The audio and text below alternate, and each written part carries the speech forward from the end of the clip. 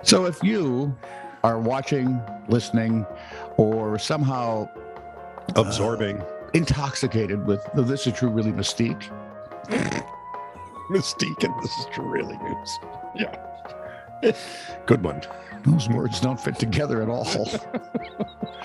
Anyway, I know that you have already because you are sharp like a tack on the picnic bear. They all mush in my head sometimes. I guess so. Yeah. Sorry, Pope. I forgot the Pope. Oh man.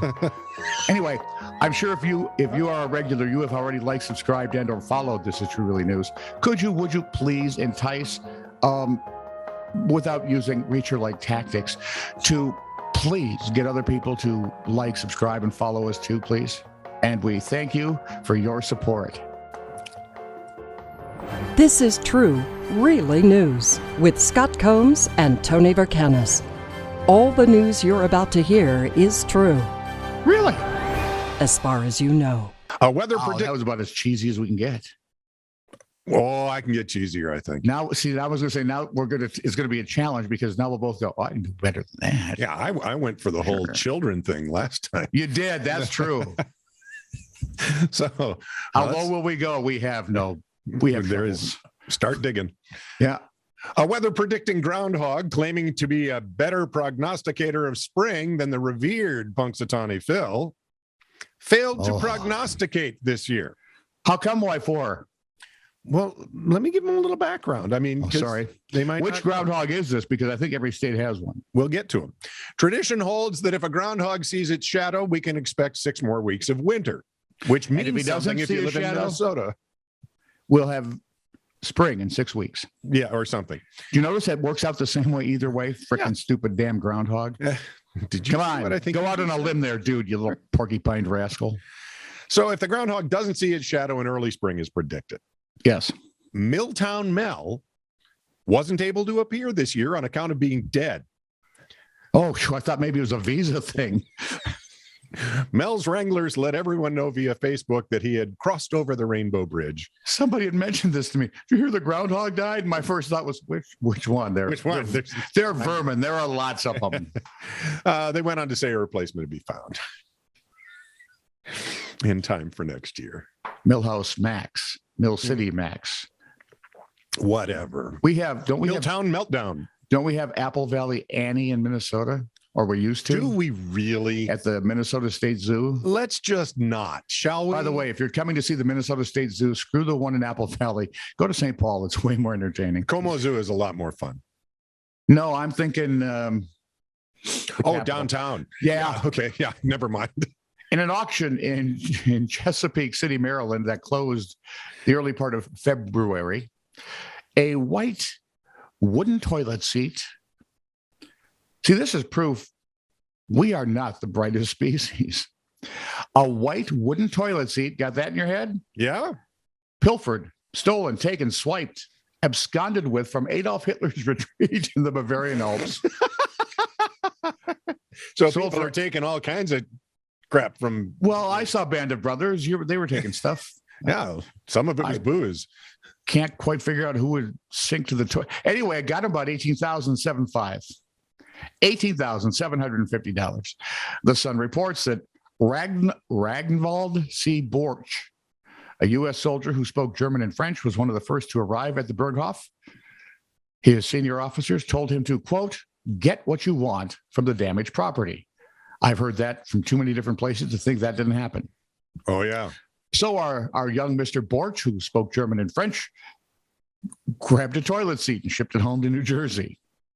Oh, no, please. No, Because New he Jersey. didn't. No have New one? Jersey jokes here. This is just not right. My Toilet family's from seat, New Jersey. Shut up.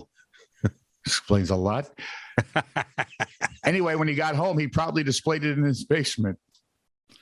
I have my dad's little tiny booze bottle collection in my basement. Yeah. Yeah. I'm trying to figure out if I would ever put a toilet seat up there. Well, depends on whose rear had settled there. No, it really doesn't, because how are you going to get that? Hi, Rob, I want to put this toilet seat up in the basement. That's true. You wouldn't. That would be like survive. asking about a threesome. It just It's not going not a conversation that's ever going to happen. So he sees displaying it in his basement, and Panagopoulos, Oh, Bill from Alexander Auctions said, "This was as close to a throne as a dictator would ever get." Oh.